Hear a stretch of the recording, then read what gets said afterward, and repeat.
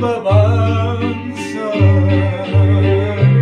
como quería ser grande recuerdo para no quedarme en casa y acompañar a mi padre muy lejos, tal vez hasta el fin del mundo, porque mi padre era fuerte, era muy inteligente, era mejor que ninguno.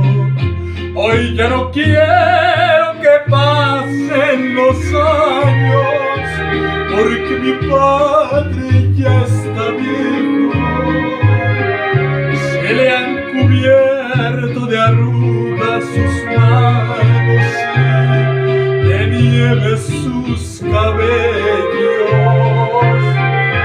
Oh Señor, detén el tiempo, te pido, porque tú puedes hacerlo,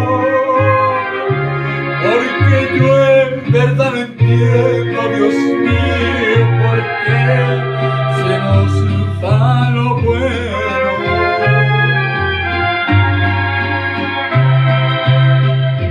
Cuando se cansen un día tus pasos, yo quiero ser quien los cuide.